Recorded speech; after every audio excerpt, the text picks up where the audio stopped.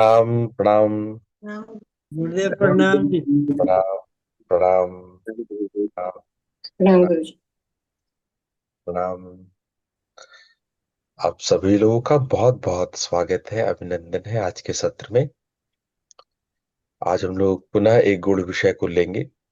उससे पूर्व हम लोग थोड़ा ध्यान कर लेते हैं। आराम से ध्यानात्मक स्थिति में बैठ जाइए।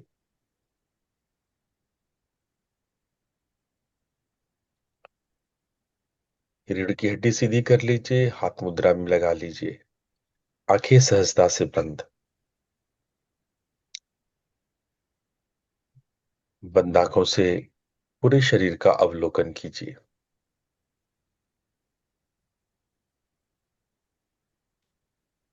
सबसे पहला काम जो हम लोग करते हैं, शरीर को बिल्कुल शिथिल करना। तो सर से पैर तक एक बार देख जाइए, जहां जहां तनाव खिंचाव है उसको शिथिल करते जाइए, रिलैक्स करते जाइए। आपकी आंखें बिल्कुल रिलैक्स, बिल्कुल। आंख के मसल्स को, अपने मुख को, अपने गालों को, चेहरे को पूरी तरह से रिलैक्स। कोई स्ट्रेस लाइंस नहीं होनी चाहिए आपके चेहरे पे। पूरा सर बिल्कुल रिलैक्स। नेक एंड थ्रोट,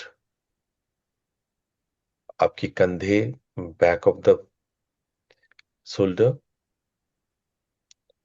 आपके चेस्ट, एब्डोमेन, होल बैक, पूरा स्पाइन एकदम रिलैक्स। बिल्कुल शिथिल करते जाएं। दोनों बाहों को रिलैक्स।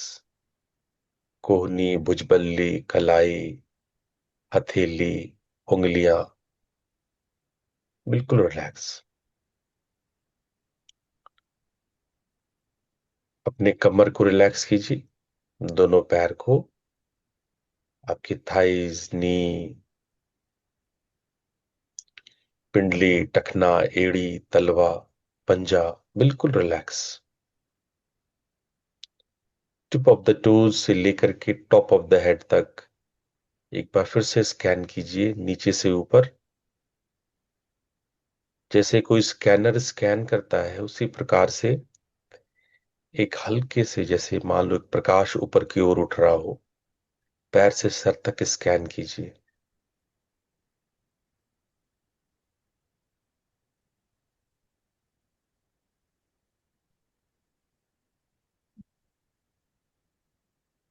ध्यान दीजिए, आप मेडिटेटिव पोस्चर में बैठे हैं, ध्यानात्मक आसन में बैठे हैं।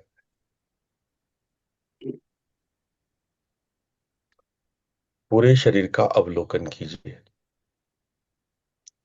चारों तरफ से, सामने से, पीछे से, दाएं से, बाएं से, चारों तरफ से अपने शरीर को एक दृष्टा की भांति देखिए। धीरे धीरे आपका पूरा शरीर बिल्कुल स्थिर और शांत होता जाएगा। सजग बनिए।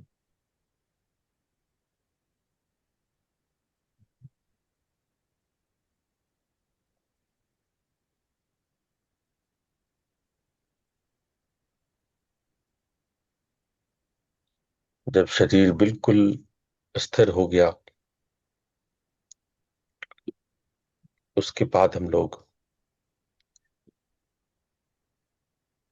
अपने अवधान को अपने श्वासों पे लाएंगे।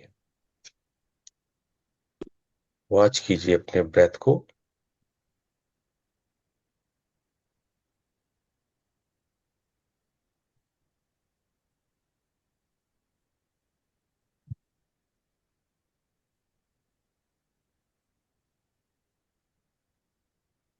ब्रेथ के चारों आयाम को वॉच कीजिए।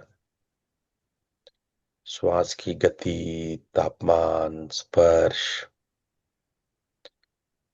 आपके शरीर का फैलना और सिकुड़ना श्वास के साथ, और श्वासांतराल।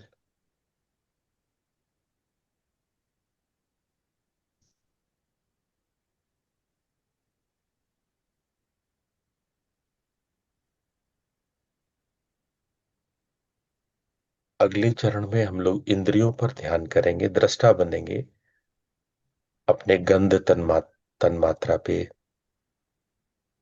गंध संवेदना पे, रस संवेदना पे रसेंद्रिय, दृश्य संवेदना आंखों के पीछे,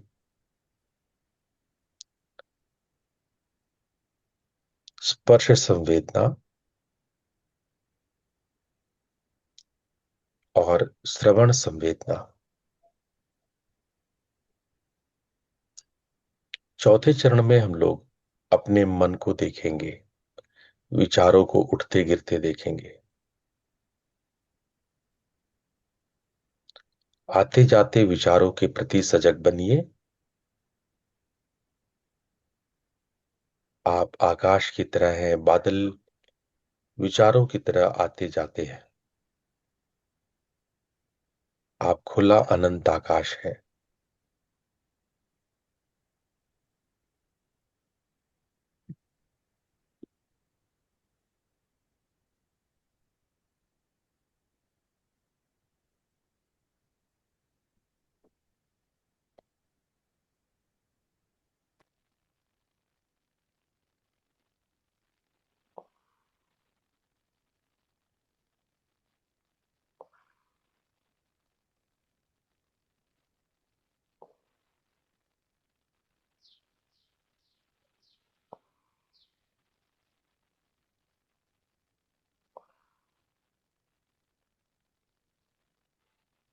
निर्विचार के प्रति सजग बनिए। जब आपके थॉट्स नहीं है तब भी आप सजग हैं।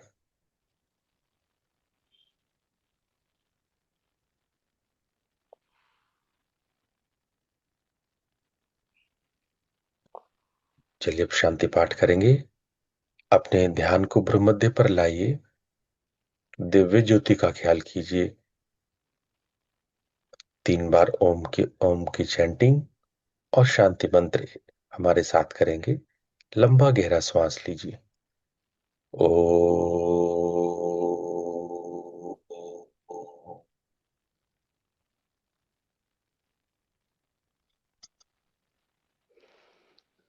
ओ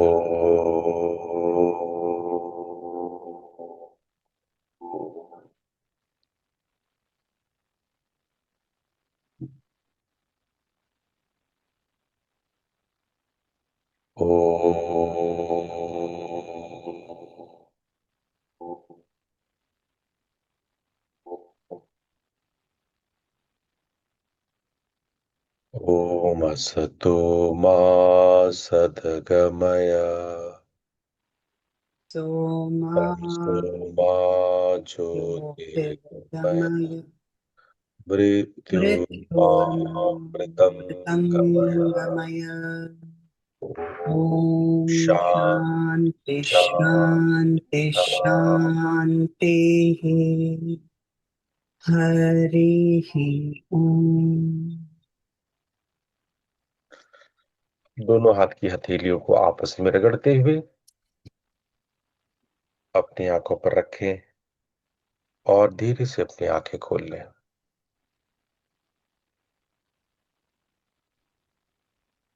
कल हम लोग चर्चा कर रहे थे, जब हम प्रतिक्रिया में जल्दबाजी करते हैं, इस बात को पूरा करके हम आज के भी जो सत्र है, जो मैंने स्वधर्म पे बनाया है, उस पर भी हम लोग चर्चा करेंगे। तो इसको हम लोग पहले पूर्ण करते हैं। मैंने बताया था कि आप कई बार ट्रिगर्ड हो जाते हैं, और मैंने आपको एक सूत्र दिया था विक्टर फ्रैंकल का, कि between stimulus and response there is space, in that space is our power to choose our response. हमारा होश, हमारा बोध, हमारी शक्ति उसी स्पेस में है जब हम चूज करते हैं अपने रिस्पॉन्स को। यहाँ पर हम कर्ता होते हैं, यहाँ पे हम भोक्ता होते हैं, और यहीं पर हमें कर्म के बंधनों से मुक्ति का सूत्र भी मिलता है।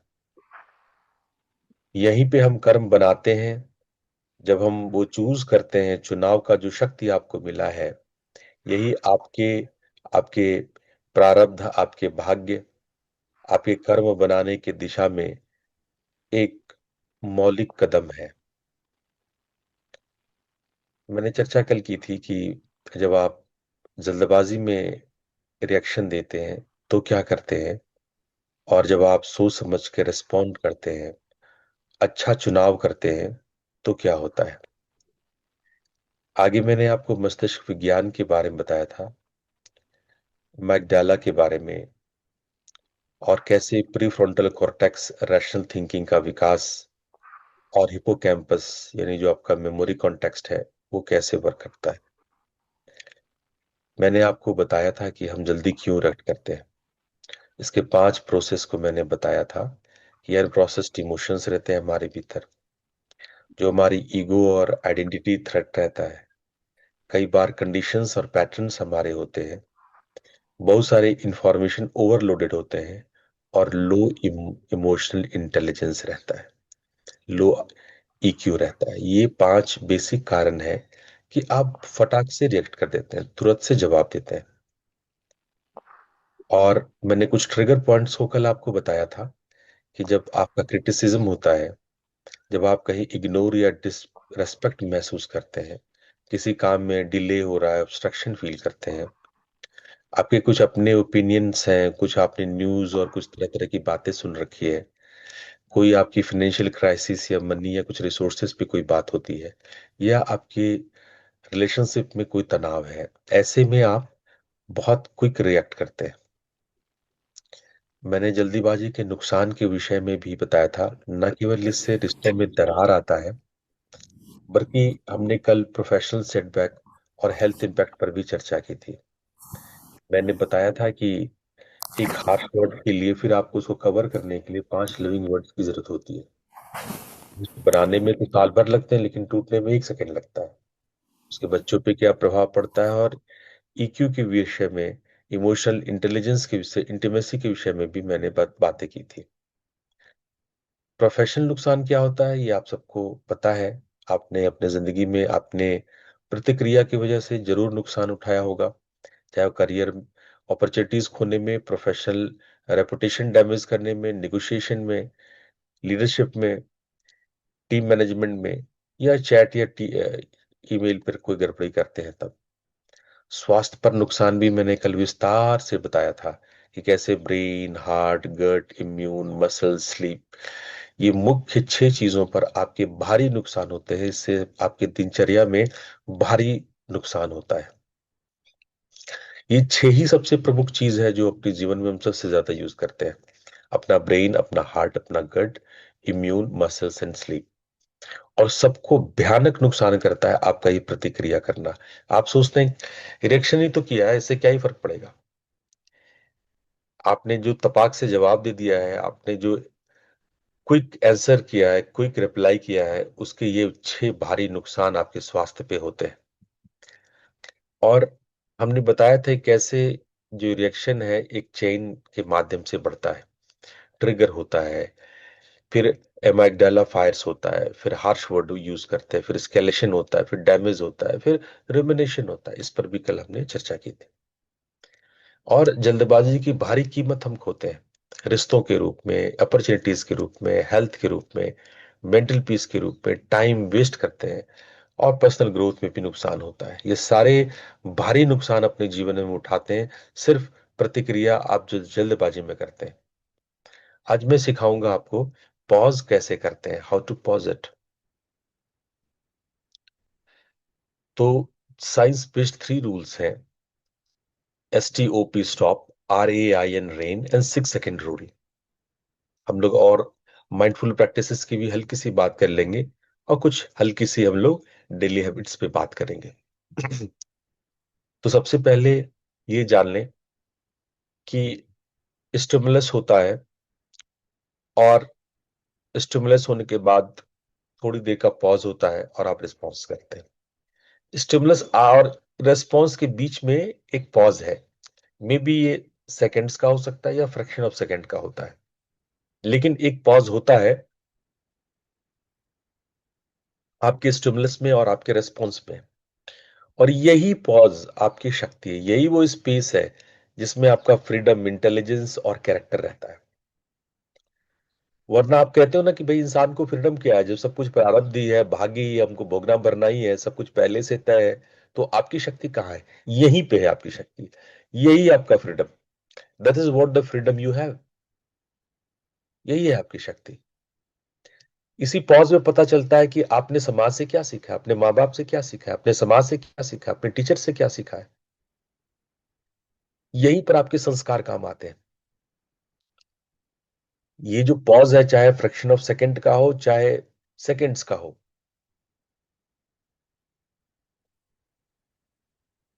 तो इसमें आप कितने बुद्धिमान हो, कितना आईक्यू ईक्यू है, ये सारा पता यहीं पे चलता है। और ये पॉज होता जरूर है, चाहे फ्रैक्शन ऑफ सेकंड का हो। इसी पॉज को हमें जोर देना है, बढ़ाना है। तो जैसे हम कहते हैं ना, श्वासांतराल, श्वास लिया और छोड़ा, श्वास लिया छोड़ा, उसके बीच में एक स्वाभाविक कुंभक है। इसी को बढ़ाने को प्राणायाम कहते हैं। और इसी पर ध्यान लगाने से हम तुरीय अवस्था में चले आते हैं, हम उच्च अवस्था में चले आते हैं। ये मध्य जो बीच का समय है, श्वास लेने छोड़ने के जो मध्य का समय है, उसी प्रकार स्टिमुलस और रेस्पॉन्स के बीच का जो समय है, ये जो मध्यम मार्ग है, ये जो मध्यम धुरी है, ये जो एक्सेस है, ये सबसे इंपॉर्टेंट रोल अदा करता है आपके जीवन का। इस समय आपको श्वास दो चार लेना चाहिए, थोड़ा सोचना चाहिए। ये जो पॉज है, इसके विषय में हम लोग बात करेंगे। स्टॉप टेक्निक पर हम पहले भी बात कर चुके हैं, हम फिर से बात करते हैं। एस मतलब होता है स्टॉप, टी मतलब टेक अ ब्रेथ, ओ मतलब ऑब्जर्व, और पी मतलब प्रोसीड। स्टॉप हमेशा याद रखो, जैसे ही कोई रिएक्शन दो, एसटीओपी स्टॉप कर दो। Stop, take a breath, observe and proceed. Stop का मतलब जो अब जो भी कर रहे हैं उसको तुरंत वहीं पे रोक लीजिए। फिजिकली मेंटली आप बिल्कुल स्टन हो जाइए, स्थिर हो जाइए। एकदम कुछ सेकंड्स के लिए अपने आप को बिल्कुल रोक लीजिए। कोई भी रिस्पॉन्स देने से पहले झट से अपने आप को एकदम करंट लगे, आप वहीं पे रुक जाइए, ऐसा रुक जाइए। टेक अ ब्रेथ, गहरा सांस लीजिए। नाक से सांस लीजिए, मुंह से छोड़िए। नाक से सांस लीजिए, मुंह से छोड़िए। और ऐसा करते ही आपका पैरासिम्पैथेटिक नर्वस सिस्टम एक्टिवेट हो जाएगा। ये कॉर्टिसोल आपका थोड़ा बैलेंस रहेगा, थोड़ा सा कमती होगा। जब आप ऐसा करेंगे तब आप पूरे बॉडी को वॉच कीजिए। जैसे सुबह सुबह हम कराते हैं ना शरीर का अवलोकन, tip of the top of the head से टिप ऑफ द टोज, एक बार आप पूरे बॉडी को स्कैन कर लीजिए। आपका बॉडी पोजिशनिंग देख लीजिए, ऑब्जर्व कर लीजिए। दृष्टा भाव को विकसित, शरीर से दृष्टा भाव को विकसित करते हैं, सीधे मन से दृष्टा भाव विकसित नहीं होता है। दृष्टा भाव विकसित करने के लिए पहले शरीर से शुरू करते हैं। शरीर, श्वास, फिर इंद्रिय, फिर मन। यही स्टेप है, यही चार स्टेप आपको हम इतने दिन से सिखा रहे हैं। यही चार स्टेप है। इसको आप फटाफट कर लीजिए। शरीर के प्रति अवेयर हुए, श्वास के प्रति अवेयर हुए, इंद्रिय के प्रति अवेयर हुए, और मन के प्रति अवेयर हुए। ये चार चुटकियों में चार काम फटाफट से कर लीजिए। और जब आप विचारों पे आएंगे तब विचारों को देखिए, क्या हम गुस्सा में हैं, क्या मैं एंगर में हूं? तो मैं अपने एंगर को देख रहा हूं, मुझे एंगर में रिएक्ट नहीं करना है।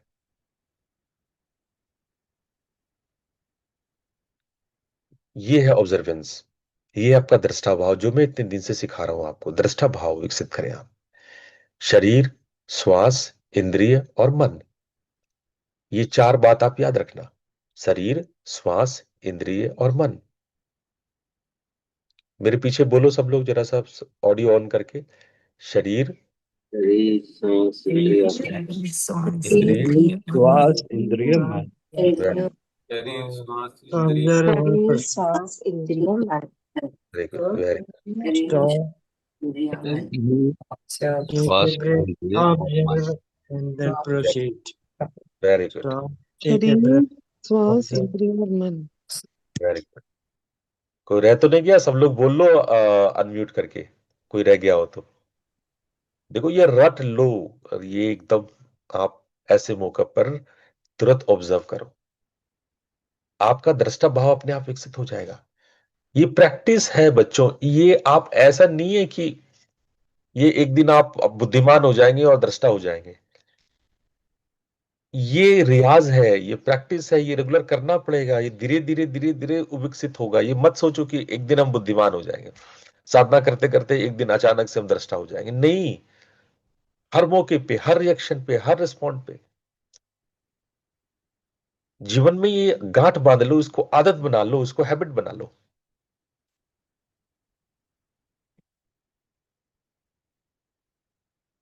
दूसरा है 6 सेकंड रूल।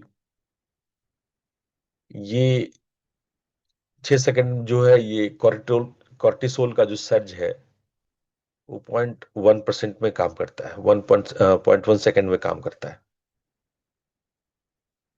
जो एंगर में क्या होता है कि बायोकेमिकल वेव जो है ब्रेन को चेंज कर सकता है, वो 0.1 सेकंड में।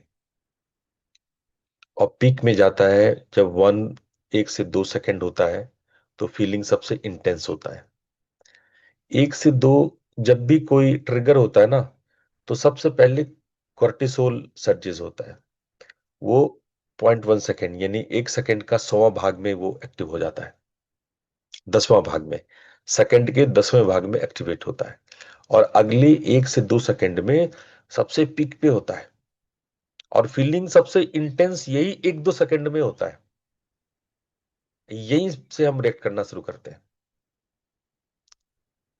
तो आपकी बायोलॉजी, आपकी साइंस कहती है, न्यूरो साइंस कहता है, कम से कम 6 सेकंड ये पॉज मारो आप। ये चारों काम करने के लिए, शरीर, श्वास, इंद्रिय और मन करने के लिए आपके पास मात्र 6 सेकंड है। कम से कम 6 सेकंड है, इसको कहो न्यूनतम, मात्र नहीं, न्यूनतम। न्यूनतम 6 सेकंड।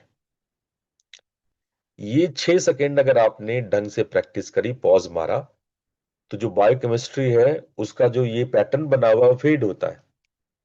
एड्रेनलिन का फर्स्ट वेव जो है वो कम होता है।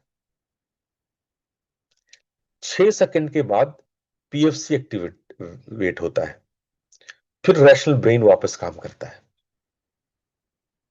आप चाहो तो 1 से 6 तक भी काउंट कर सकते हो, लेकिन लोग क्या करते हैं ना, 1 से 6 काउंट करना भूल जाते हैं, जल्दी जल्दी काउंट कर लेते हैं। हम तो अक्सर देखते हैं 1 से 6 काउंट, मैंने बहुतों को बताया है, ये काम नहीं करता है।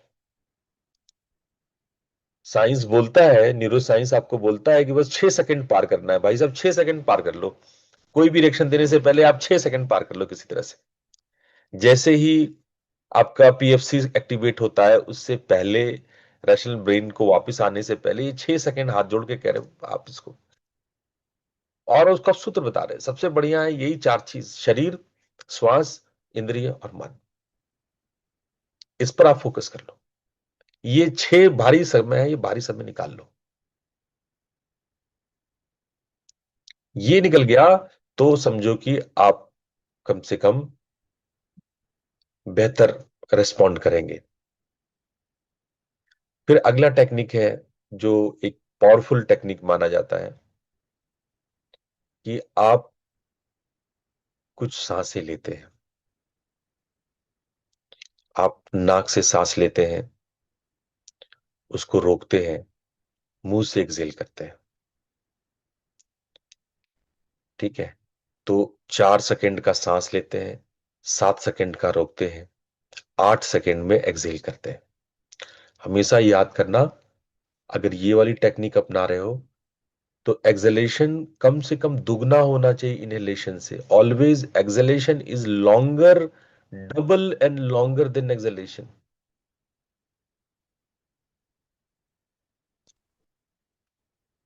और होल्ड, यदि आपको कोई हार्ट डिजीज नहीं है, कोई वैसी बीमारी नहीं है, तो आप कुंभक लंबा कर लीजिए।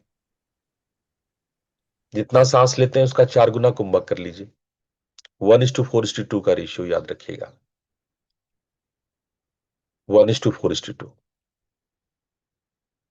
लेकिन चलिए, अगर आप कुंभक नहीं कर सकते, तो कम से कम सांस छोड़ना दुगना होना चाहिए।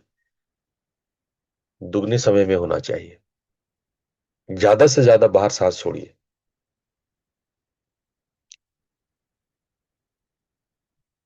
ये क्यों काम करता है? जब आप ये ब्रीदिंग टेक्निक अपनाते हो, 1:4:2 का रेशियो लगाते हो, एटलीस्ट एक्सलेशन दुगना करते हो, तो जो वेगस नर्व है वो ब्रेन और गट को कनेक्ट करती है, वो एक्टिवेट होता है। जो डीप एक्सेल है आपका, वो वैगल टोन को बढ़ा देता है, और आपको कहीं ना कहीं जहां जहां तनाव आपने बॉडी के अंदर में, जो सॉफ्ट मसल्स पर आपने तनाव क्रिएट कर लिया, स्ट्रेस क्रिएट कर लिया, वो जो स्टिमुलेटर्स ने स्ट्रेस क्रिएट कर दिया है, वो तुरंत रिलैक्स होता है। HRV, हार्ट रेट वेरिएबिलिटी, ये इंप्रूव होता है। आपका प्री फ्रंटल कॉर्टेक्स अपने ब्लड फ्लो को बढ़ा देता है, क्योंकि ब्रेन को प्रॉपर ऑक्सीजन मिलता है। कॉर्टिसोल और एड्रेनलिन जो है 60% कम हो जाता है। और डॉक्टर वेल कहते हैं कि वो अपने 40 साल के प्रैक्टिसेस में ऐसे हजारों लोगों को वो रिएक्ट से रिस्पॉन्ड इसी मेथड से सिखाए हैं। ये हार्वर्ड यूनिवर्सिटी के प्रोफेसर हैं, डॉक्टर एंड्रयू वेल, और इन्होंने पैरासिम्पैथेटिक सिस्टम पर बहुत खतरनाक पेपर्स लिखे हैं, जबरदस्त पेपर्स लिखे हैं। इनके पेपर कभी गूगल से मंगवा लेना, गूगल में अवेलेबल है। और सर्च स्कॉलर करके एक आएगा आपको वेबसाइट, उसमें आप इसको ढूंढ लें, है ना, डॉक्टर एंड्रयूएल को। ये जबरदस्त इन्होंने डीप ब्रीदिंग पे और कैसे आपके रिएक्शन और रिस्पॉन्ड में क्या क्या बायोकेमिकल चेंजेस होते हैं, उस पर जबरदस्त लेख है इनका। रेन टेक्निक, इस पर मैंने पहले भी चर्चा करी है, मैं फिर चर्चा कर रहा हूं। रेन का मतलब recognise, allow, investigate and nourish, non identify. यानी कि आर फॉर रिकॉग्नाइज, पहले पहचानो अभी क्या हो रहा है, मुझ में क्या उठ रहा है, गुस्सा उठ रहा है, क्रोध उठ रहा है, anger, fear, hurt, shame, jealous, जो भी है उसको पहले नोटिस करो। ए फॉर अलाउ, उसको स्वीकार करो। ये भावना आ रही है, ठीक है, कोई बात नहीं, आ रही है। गुस्सा आ रहा है, डर आ रहा है, जलन हो रही है, ईर्ष्या हो रही है, शर्म आ रहा है, घृणा हो रही है, जो भी है, तकलीफ हो रही है, ईगो को चोट लगा है, उसको भगाओ मत, पहले उसको एक्सेप्ट तो करो यार। तुम उससे डर के भाग जाते हो। पहले जो भी ट्रिगर हुआ उसको एक्सेप्ट करो, हाँ मेरे अंदर ये हो रहा है। लड़ो मत, लेट इट बी, उसको स्वीकार करो, अलाउ करो, उसको आने दो। वो आधा अधूरा आता है, इसीलिए आप तुरंत रिएक्ट कर देते हो। अरे उसको आने दो पूरी तरह से, ठीक है भाई, आई जा तू, आजा आजा। फिर उसकी जांच करो कि क्या हो रहा है। अब क्रोध आ रहा है तो मेरे बॉडी में क्या, बॉडी का टेम्परेचर बढ़ रहा है क्या, आपके सांस में कोई चेंजेस आ रहे हैं क्या, आपकी हार्ट बीट में कोई चेंजेस आ रहा है क्या, चेस्ट का टेम्परेचर क्या है, थ्रोट का टेम्परेचर क्या है, स्टमक, कहीं कोई तनाव खिंचाव तो नहीं है। जो ये थॉट आ रहा है, इसका सोर्स क्या है, किस मेमोरी से जुड़ा हुआ है, इसके नीचे क्या है, इसके पीछे क्या है। इन्वेस्टिगेट करो उसको, एनालिसिस करो उसका। और जब आप दृष्टा बनकर के उस चीज को देखोगे, आप उसके भीतर साक्षी भाव लाओगे, आप उसका एनालिसिस करोगे, और अपने मन में कहोगे ये भावनाएं हैं, मैं नहीं हूं, it is not me, this is my emotions, this is my thoughts. ये एक वेव है, मैं तो ओशन हूं, मैं तो समुद्र हूं, समुद्र में हजारों वेव उठते और गिरते रहते हैं। मैं वेव नहीं हूं, मैं समुद्र हूं, मैं समुद्र की तरंगे नहीं हूं। लहरें उठती हैं और गिरती हैं, ये भावनाएं हैं, ये विचार है। इस तरह से अपने आप को अनासक्त करो, डिटैच करो। तो याद रखना, RAIN theory, recognise, allow, investigate and non identify. तो ये चीज अगर आप कर लोगे, तो धीरे धीरे धीरे वो ट्रिगर आपके अंदर में वो श्रृंखला पैदा नहीं करेगा, वो विद्वेष का, वो क्रिटिकल जो इमोशंस का कवर आपके ऊपर हो जाता है, आवरण छा जाता है, उससे आप बच जाएंगे। इन सबसे के पीछे छुपी हुई है साक्षी भाव। ये प्रतिक्रिया की सबसे, आप ये कहते हैं सबसे इंपॉर्टेंट पहलू है कि आप कैसे रिस्पॉन्ड करते हैं। प्रतिक्रिया छोड़कर रिस्पॉन्ड करने लगे, वो है साक्षी भाव। ये हमारे, चाहे थ्योरी स्टॉप लगाइए, रेन लगाइए, जो भी थ्योरी मैंने ब्रीदिंग टेक्निक बताया, आप थ्योरी जो भी लगाइए, लेकिन उसके पीछे क्या काम कर रहा है, क्या थ्योरी काम कर रहा है, कौन सा दर्शन काम कर रहा है, तो गीता उसको कहते हैं साक्षी भाव। जो हर परिस्थितियों में संभाव रखता है वही योगी है। दूसरे अध्याय का 48वां सूत्र। साक्षी मतलब देखने वाला, जो रिएक्ट नहीं करता है। और बार बार भगवान कृष्ण कह रहे हैं कि तुम साक्षी हो, अपने साक्षी भाव में आओ। वही न्यूरो साइंस क्या कहता है?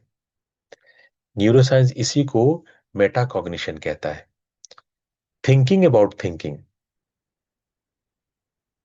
Awareness about thinking. Pre frontal cortex का ये काम होता है। जब ये प्री फ्रंटल कॉर्टेक्स, आपके ब्रेन का जो ये अगला भाग है, जब ये एक्टिवेट होता है तो आप अवेयर होते हो अपने थॉट्स के लिए। विटनेस स्टेट में क्या होता है? पीएफसी डोमिनेंट होता है। पीएफसी क्या है? आपका जो रैशनल थिंकिंग है। ये एमाइलडाला जो है वो शांत होता है।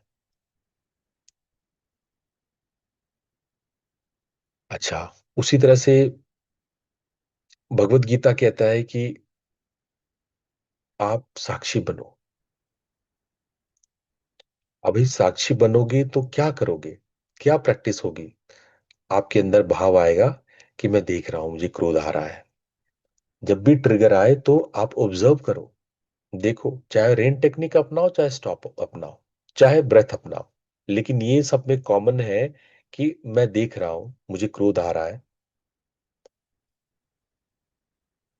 ये जैसे ही ये बात आप बोलना शुरू करोगे, वैसे ही आपका ये पीएफसी डोमिनेंट होने लगता है। प्री फ्रंटल कॉर्टेक्स आपका वो पढ़ने लगता है और एमाइगडाला वो शांत होने लगता है। रैशनल थिंकिंग बढ़ने लगती है। ऑक्सफोर्ड में 8 सप्ताह का एक बहुत बड़ा रिसर्च हुआ, ऑक्सफोर्ड यूनिवर्सिटी में। इसको कहा गया है 8 वीक MBSR। और इसमें देखा गया कि अमगडाला जो है वो 23% कम हो जाती है जब आप ये साक्षी भाव का प्रैक्टिस करते हैं।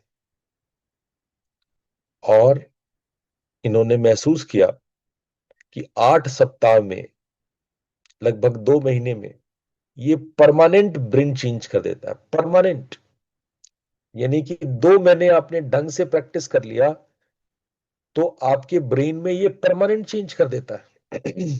2 महीने, 8 सप्ताह। और ये रिसर्च कह रही, मैं नहीं कह रहा,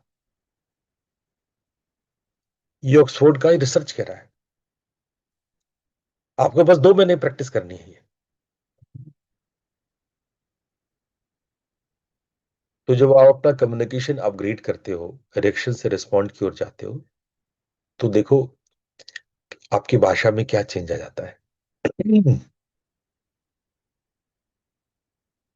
तुम हमेशा ऐसा करते हो, उसके बजाय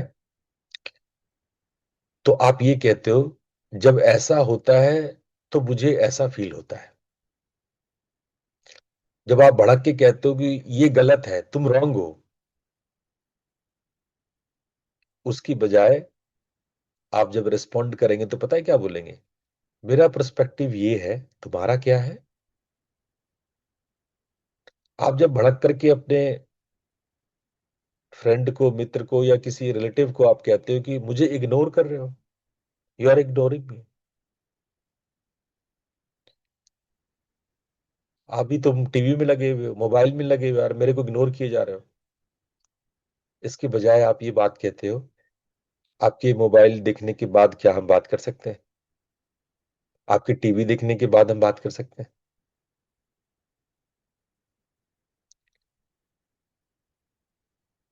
और जब कभी आप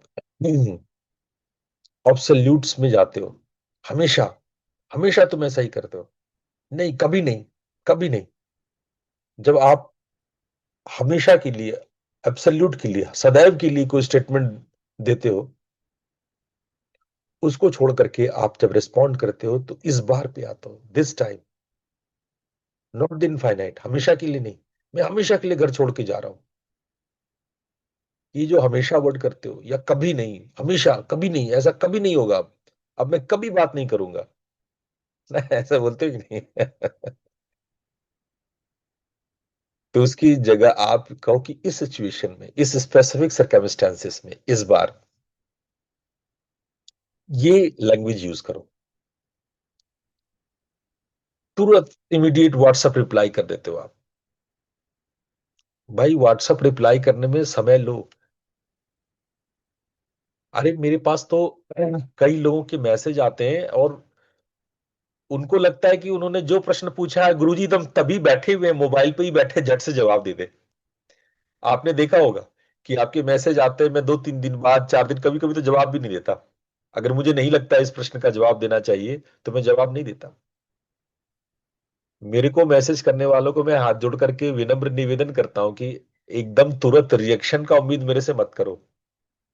तुम्हारा ऐसा प्रश्न है, मुझे लगेगा कि मैं जवाब दूं तो मैं दूंगा, नहीं तो नहीं दूंगा।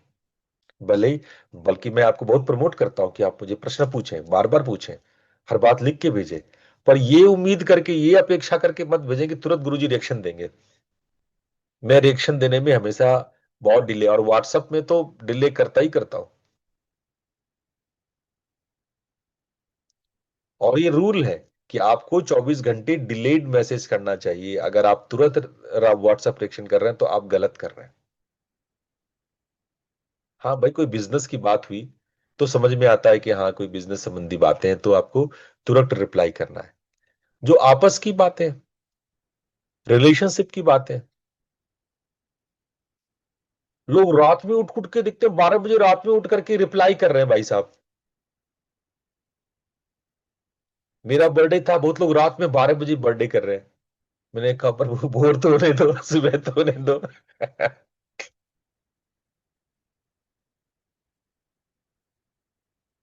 तो बहुत लोग होते हैं ना, रात वाले होते हैं, तो बिल्कुल मतलब रात में उठ करके एक तो कान के पास वो मोबाइल रख के सोते हैं, नोटिफिकेशन टिंग, और किसी सुबह उठेंगे नहीं, सुबह साधना करने के लिए नहीं उठेंगे, लेकिन रात में 1-1:30 बजे वो नोटिफिकेशन टिंग से बजी और खट से आप मोबाइल लेके रिप्लाई करना शुरू।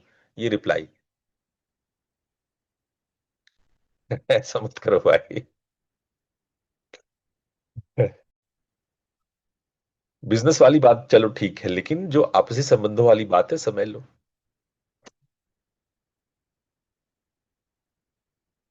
और डिजिटल वर्ल्ड के लिए, सोशल मीडिया के लिए तो हमेशा कहते हैं भाई पॉज लो।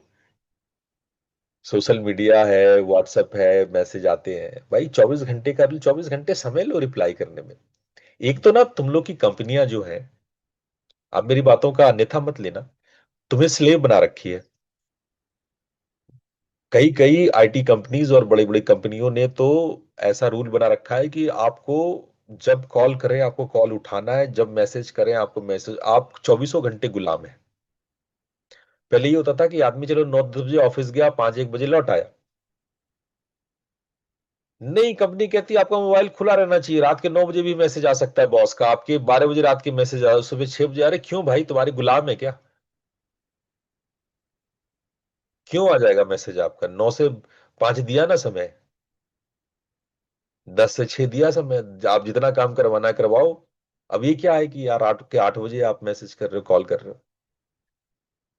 मेरी बातों का अन्यथा नहीं लो, लेकिन ये गुलामी का ही प्रतीक है। ये आईटी कंपनियां जिस तरह से कैपिटलिज्म ने आपके जीवन को तबाह किया है, कर रहे हैं, उसका ये बहुत अच्छा एग्जाम्पल है। पर एनीवेज, आप कोशिश करें कि 24 घंटे का रूल रखें। इमोशनल सिचुएशन में मैसेज या कोई पोस्ट देखते हैं तो उसको 24 घंटे के बाद रिप्लाई करें, जब आपका एंगर फेड हो जाता है। बहुत ज्यादा आपको लगता है कि नहीं, एकदम भड़क के आ रहा है ना, बोलना ही है अब तो, मुझे उसने ऐसा बोल दिया ना, मुझे आई हैव टू रिप्लाई यार, ईगो पे चोट लग गई यार, अब कुछ और बात नहीं, अब तो बोलना ही है। तो एक काम कर भाई, आप मैसेज करो, सेंड मत करो, ठीक है? मैसेज करके होल्ड कर लो। बहुत ही आग लग रही है भीतर ना, तो ठीक है भाई, मैसेज कर लो बस। पन्ने पे लिख लो, किसी पेज पे लिख लो। क्या कई बार टाइप करने पर या पेन से आप अगर कॉपी में लिख लेते हैं तो वो इमोशन रिलीज होती है। Notification detox. और मैं नोटिफिकेशन से तो हमेशा चिढ़ता हूं। कांस्टेंट नोटिफिकेशन हो रहे हैं भाई, कांस्टेंट बजे जा रहे हैं। एक तो नोटिफिकेशन को हमेशा वाइब्रेशन मोड पे रखो, या लाइट, जिसमें लाइट जलती है उस पर ही रखो। नोटिफिकेशन नोटिफिकेशन आवाज पे तो रखा ही मत करो। ये माइक डाला को तुरंत एक्टिवेट करता है। और हर दिन सोने के टाइम में, शाम रात के 10 बजे से सुबह के 7 6 बजे तक, या और जो भी आपका समय है, उसमें डीएनडी बना के रखो, डू नॉट डिस्टर्ब। दिन में भी रखो डीएनडी कुछ टाइम। मैंने पहले ही डिजिटल डिटॉक्स में आपको ये सब बातें बता रखी है कि स्क्रॉल को पॉज करना चाहिए, है ना। Reaction button awareness. फेसबुक में रिएक्ट बटन भी जो है वो एमाइगडाला को इंगेज करता है। आप क्या रेट कर रहे हैं? आजकल तो फटाफट से लोग दिल भेजते हैं। अच्छा, मुझे बहुत हाल फिलहाल में पता चला है कि दिल भी कई रंग के होते हैं। लाल दिल होता है, पीला दिल होता है, नीला दिल होता है, हरा दिल होता है। और सिचुएशन के अकॉर्डिंग लोग वैसा दिल भेजते हैं। मैं तो पहले यही जानता था कि रेड कलर का दिल होता है, जो बहुत प्यारा बात लगा उसको खट से दबा दो दिल चला जाता है। अब चीज बदल गई। अब आपने हरा दिल भेजा है तो आप सोचो कि आपने हरा दिल क्यों भेजा। ऑल्दो ये बात अभी तक मुझे समझ में आई नहीं है, क्योंकि वो कलर कॉम्बिनेशन जो है, जो मेरे दिमाग में फिलॉसफी है, वो मैच नहीं करता जो लोग सोचते हैं। लेकिन लोग पीला दिल भी भेजते हैं। और मेरे लिए ये बहुत हास्यास्पद है। फोन फ्री जोन, है ना। तो कुछ ये सब आपको डिजिटल डिटॉक्स में मैंने बताया था कि कुछ फोन फ्री जोन्स आपको रखने चाहिए। अब पॉज को हैबिट बनाओ। चाहे विचारों के बीच का पॉज हो, सांसों के बीच का पॉज हो, ट्रिगर और रिएक्शन के बीच का पॉज हो। ये जो मध्यम मार्ग है ना, ये जो बीच है ना, ये जो पॉज है ना, ये जो अंतराल है ना, जो इंटरवल है ना, ये आपके जीवन का प्राण है। आपके जीवन का शिव है। यही शिवावस्था है। इस पॉज को आप हैबिट बनाओ। देखो, नॉलेज, प्रैक्टिस और ट्रांसफॉर्मेशन, ये तीनों जरूरी है। तो सुबह दिन शुरू होने से पहले दिन भर में 5 10 बार आप ब्लिंक करो, थोड़ा सा पॉज मारो। मैंने आपको टाइम दिया था 11 बजे, 3 बजे और 7 बजे, याद है? मैंने पहले ही सप्ताह आपको बोला था 11 बजे, 3 बजे और 7 बजे शाम को। दिन बजे 11, दिन बजे 3 बजे दोपहर में। आप बढ़ा दो उसको 5 बार, 10 बार और बढ़ा दो। लेकिन एक माइक्रो पॉज आप लो, ये बहुत जरूरी है। और शाम का जर्नलिंग, जब आप रिव्यू करते हो, है ना, पूरे दिन भर का रिव्यू करते हो, जर्नलिंग शाम में 5 10 मिनट का आपको करना चाहिए। तो मॉर्निंग एंकरिंग सुबह उठते ही, है ना। ये मॉर्निंग पर हम लोग ऑलरेडी फर्स्ट वीक में डिस्कस किए कि आपको 90 मिनट उठते ही क्या करना चाहिए।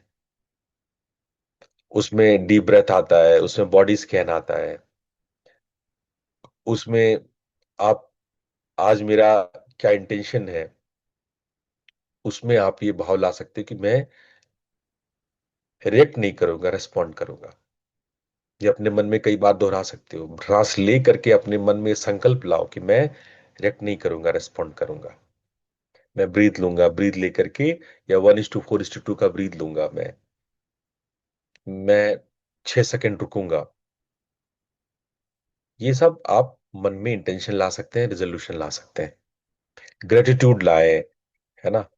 और जैसा मैंने बार बार कहा कि पहले 1 1.5 घंटे फोन आप यूज मत करें सुबह उठते ही।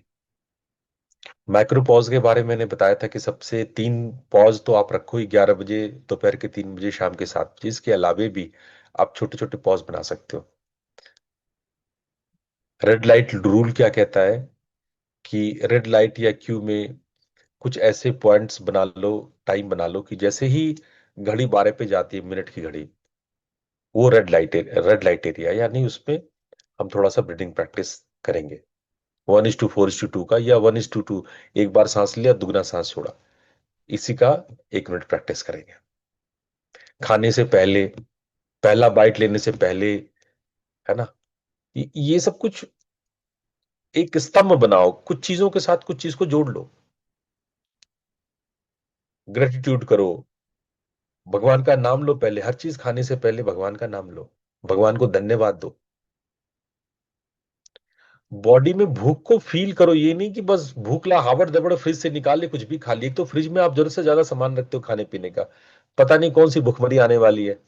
इतना खाने पीने का सामान, चॉकलेट्स और सारे ब्रेड और पता नहीं क्या क्या रखते हो। हल्की सी भूख लगी नहीं कि हाथ अपने आप फ्रिज की ओर बढ़ जाता है, और फिर जो उसमें कच्चा पक्का रहता है सब खा लेते हो आप। भूख को फील करो, फील द भूख, फील द हंग्री।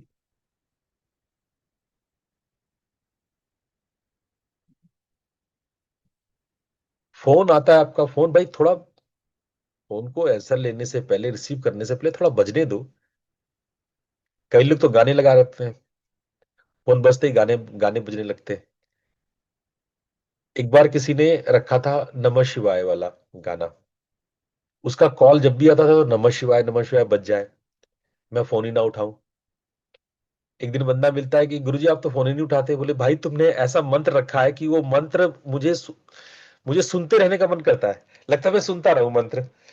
मंत्र इतना मधुर है, इतना गहरा है कि तुम्हारी आवाज से ज्यादा वो मंत्र मुझे लगता है। तो वो मैं मंत्र ही सुनता रह जाता हूँ, नमः शिवाय ही सुनता रह जाता हूँ। है ना, तो थोड़ा सा रिप्लाई करने से पहले थोड़ा वेट करो, है ना, एक दो सांस लो उसके बाद रिप्लाई करो। ईमेल चैट भेजने से पहले भी थोड़ा सा आप अपने आप को ट्यूनिंग करो, देखो क्या चल रहा है दिमाग में, जो मैं चाहता हूं मैं वही लिखूंगा, है ना। देखो, जो वास्तविक परिवर्तन है उसके लिए आपको बिफोर एंड आफ्टर की प्रैक्टिस करनी होगी, पॉज की प्रैक्टिस करनी होगी।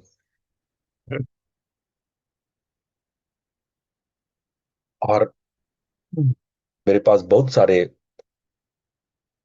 मेरे जो स्टूडेंट्स हैं, मैं आप सबकी कहानी नहीं सुनूंगा, अमित है, प्रिया है, राहुल है, डॉक्टर सुनीता है, इन सब के बड़े अच्छे अच्छे कमेंट्स हैं जो मैं आपको दिखाना चाहता था।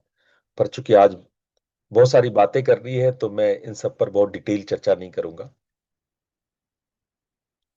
कोई आप चैलेंज ले सकते हो, 30 डेज का, 21 डेज का, और आप इसको बना सकते हो। वैसे भी हम लोगों ने 90 डेज का ऑलरेडी चैलेंज लिया हुआ है, ठीक है। पर हम कुछ बातें, कुछ लोगों के, कुछ बड़े बड़े लोगों की बातें मैं जरूर करूंगा। विक्टर फ्रैंकल क्या कहते हैं, between stimulus and response there is a space, in that space is our power to choose. Epictetus क्या कहते हैं, you cannot control what happens to you but you can control your reaction to it. Bhagavad Gita कहता है, ज्ञानी वह है जो विपरीत परिस्थितियों में भी संभाव रखे, समत्वम योग उच्चते। और आपके प्यारे गुरुजी डॉक्टर राजेश कहते हैं कि प्रतिक्रिया में 1 सेकंड की देरी हजारों रिलेशनशिप को सेव कर सकती है।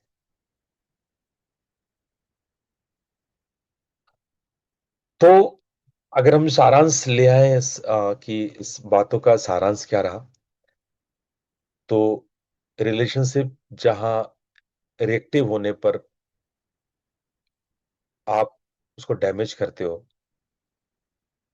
हर्ट होते हो, रिएक्ट करते हो, डैमेज करते हो, वहीं जब आप रिस्पॉन्ड करते हो, तो जब आप हर्ट होते हो तो पॉज करते हो, दिमाग लगाते हो, ईक्यू आईक्यू की सारा गणित लगाते हो, उसके बाद रिस्पॉन्ड करते हो और फिर वापस से कनेक्ट हो जाते हो।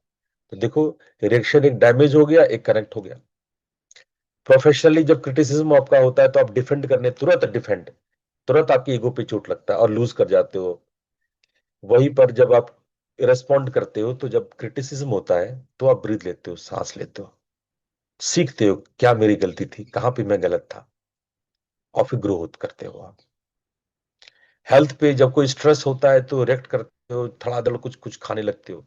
अपने सारे रिएक्शंस को, तनाव को अपनी बॉडी में स्टोर कर लेते हो।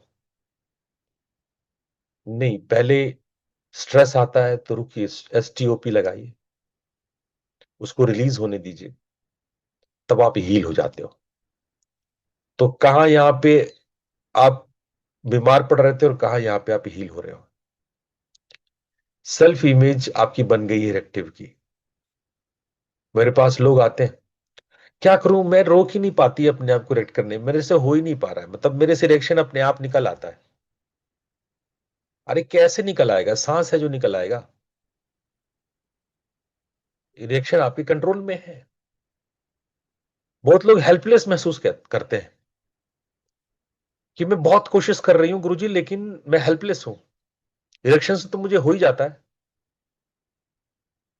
अरे भाई, आप चूज कर सकते हो, ये चुनाव आपका है, आप चुनते हो जल्दी रिएक्शन का। किसी और को मूर्ख मत बनाओ, गुरुजी को तो मत ही बनाओ। मुझे पता है ये चुनाव आप ही का है, आप ही चुनते हो रिएक्शन करने को, और हमसे आगे कह रहे हो। मतलब कोई बंदा ये कहे, गुरुजी बताओ ये मुट्ठी कैसे खोले, मुट्ठी मैं टाइट किए जा रहा हूं मुट्ठी। अरे भाई क्यों मूर्ख बना रहे हो, खोल लो मुट्ठी। अरे मुट्ठी तो खोलना है, खोल लो मुट्ठी, ढीला करो, खोल लो। लेकिन आप दुनिया को भी मूर्ख बनाते हो और हमें भी मूर्ख बनाने की कोशिश करते हो। गुरुजी रिएक्शन हो जाता है, जल्दबाजी में हो जाता है, हेल्पलेस हूं। तुम हेल्पलेस नहीं हो, तुम जानबूझ करके रिएक्शन देते हो। आप में चूज करने का पावर है, आप रोबोट थोड़ी हो कि कोई सॉफ्टवेयर डाल दिया अंदर में, कोई चिप डाल दिया अंदर में। आप में फ्री विल है, आप में फ्रीडम है, आप में स्वतंत्रता है कि आप चुनाव कर सको।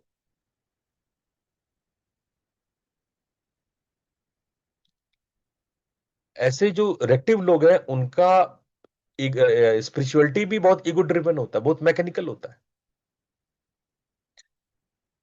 और अगर आप रिस्पॉन्ड विकसित कर सकते हैं, रिस्पॉन्सिवनेस को विकसित करते हैं, तो आपकी स्पिरिचुअल लाइफ भी, स्पिरिचुअल जर्नी भी आपका साक्षी ड्रिवन हो जाता है, कंसस ड्रिवन हो जाता है।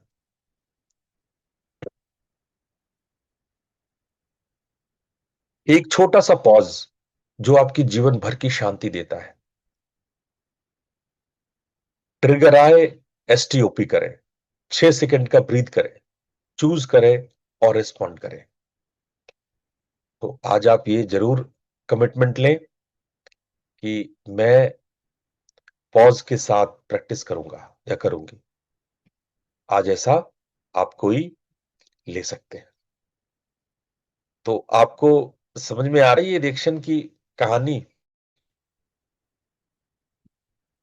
जो आप रिएक्शन करते हैं उसकी कहानी, उसके संबंध में कोई प्रश्न है, या आज की टॉपिक तो वैसे आज रह गई, मुझे करना था आज का टॉपिक में, बस एक थोड़ा सा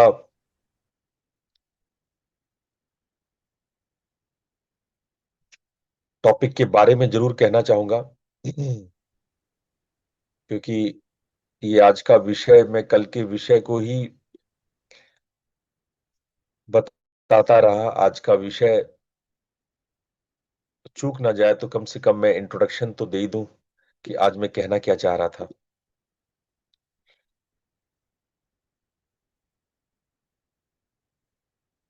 आप लोग को दिख रहा है? जी गुरुदेव। आज मैं बात करना चाह रहा था स्वधर्म पे, लेकिन ये प्रतिक्रिया वाली बात इतनी कॉमन थी, इतनी जीवन से जुड़ी हुई थी कि उसी में समय निकल गया। पर मैं थोड़ा सा इंट्रोडक्शन तो दे ही दूं। आज का विषय गंभीर है, इस विषय पे हम कल भी चर्चा करेंगे। स्वधर्म, आपका स्वभाव, आपका व्यक्तित्व और जीवन प्रयोग। स्वधर्म क्या है? गीता में इसके विषय में बहुत सारी बातें लिखी है, इस पिछले 18वें अध्याय में। तो आज का विषय स्वधर्म है। हम समझेंगे कि हम लोग अपने धर्म को क्यों दूर हो जाते हैं। पहले ये स्वधर्म शब्द को समझो। धर्म का मतलब क्या होता है? तो सबसे पहले धर्म का मतलब आप लोग कहोगे गुरुजी रिलीजन। नहीं, religion is not the English translation of धर्मा।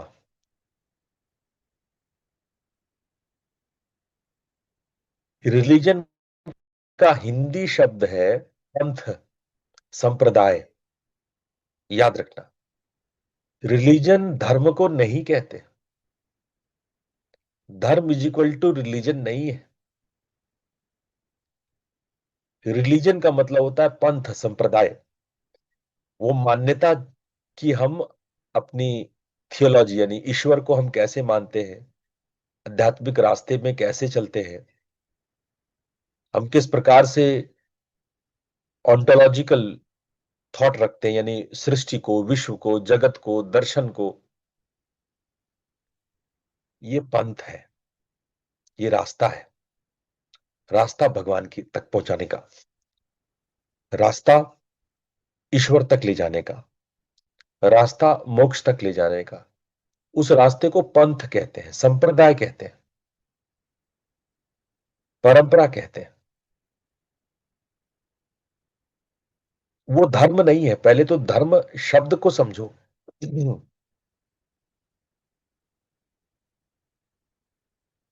धर्म शब्द का अर्थ है धारयति जनरयति धर्म। जो हम धारण करते हैं, जो लक्षण हम धारण करते हैं, जो क्वालिटीज हम धारण करते हैं, वो धर्म है। धर्म शब्द धारण शब्द से बना है, जो हम धारण करते हैं। जैसे अग्नि का धर्म है गर्म होना, प्रकाशित होना, प्रकाश करना, गर्म होना, वो अग्नि का धर्म है।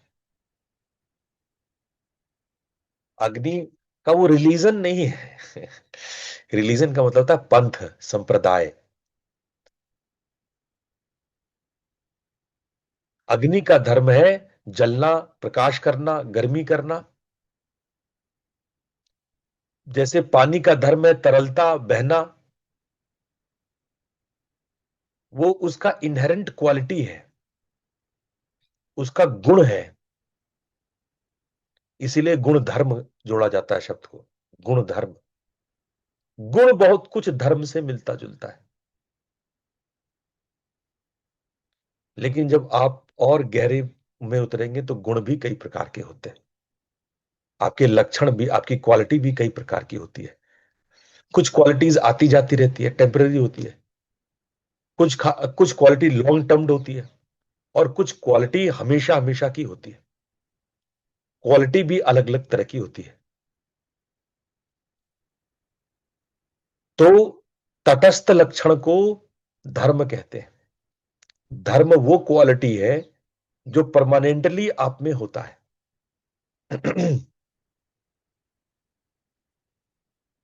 आ रही बात? धर्म समझ में आया? किसी को नहीं समझ में आया तो पूछ ले, क्योंकि अभी हम लोग धर्म के वास्तविक अर्थ को समझते हुए ही स्वधर्म को समझ पाएंगे।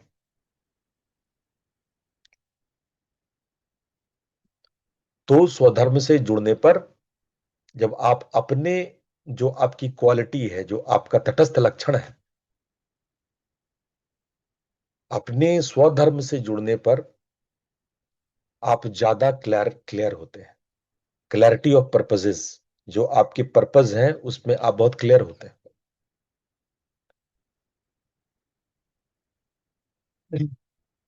आप अपने अर्थ यानी जो आपकी डीप मूल्य है उसके प्रति आप सजग होते हैं।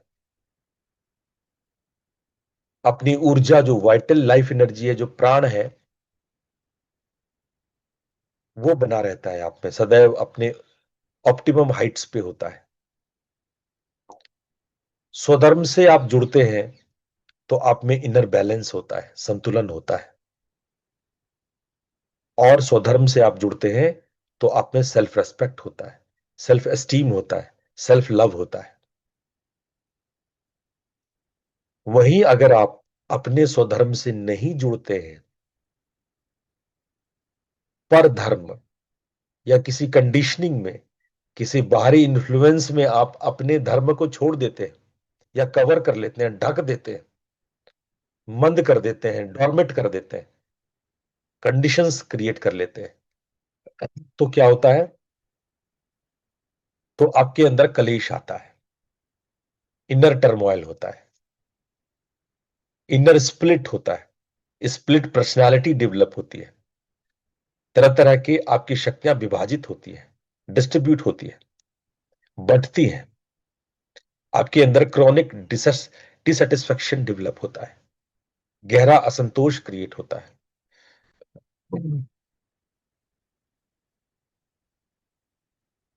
के अंदर पहचान की संकट, आइडेंटिटी क्राइसिस डेवलप करती है। आप अक्सर द्वंद्व में खड़े हो जाते हैं, दोराहे पे खड़े हो जाते हैं, डिसीजन बनानी इनडिसिसिव हो जाते हैं, डिसीजन बना नहीं पाते, कोई भी निर्णय पर सही सही नहीं पहुंच पाते, और हमेशा आपका काम आधे में छूटता है, आधा करके छोड़ देते हैं, आप काम को पूरा ही नहीं कर पाते। आपके अंदर एक स्पिरिचुअल ड्राइनेस होता है, आध्यात्मिक रिक्तता की डेवलप होती है, बहुत मेहनत करके भी आप अध्यात्म में कहीं नहीं पहुंच पाते।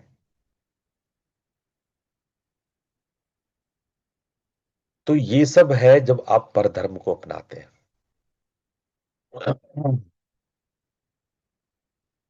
गीता में अद्भुत सूत्र है कि स्वधर्म चाहे कितना भी कठिन हो, विपरीत हो, हिंसक हो, बुरा हो, तो भी हमें स्वधर्म अपनाना चाहिए। और परधर्म जितना भी लाभप्रद, आकर्षक, कीर्ति सम्मान से भरा हो, तो भी परधर्म नहीं करना चाहिए।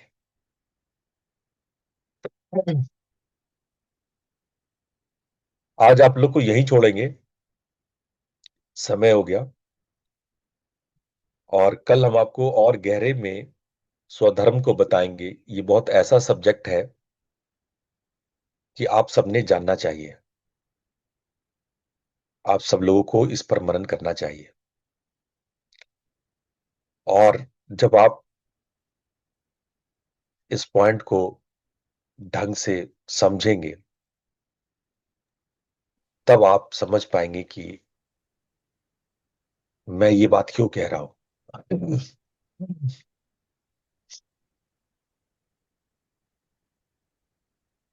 मैंने ये आपको विचार करने के लिए दिया है। आप, शुभ जी कह रहे हैं कि इस पॉइंट को आप एलिब्रेट करें, बिल्कुल करूंगा।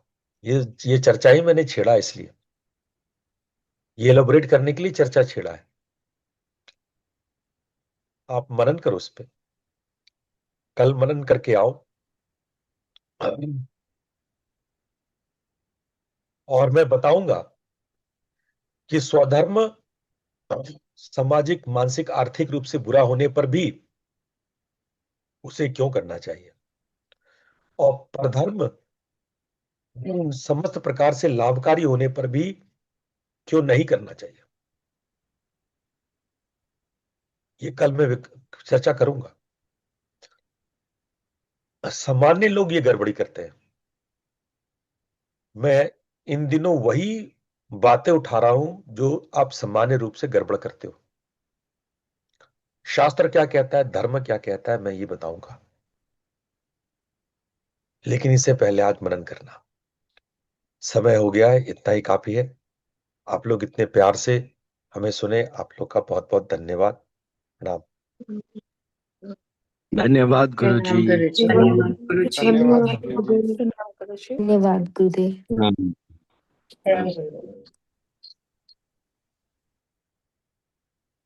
हाँ।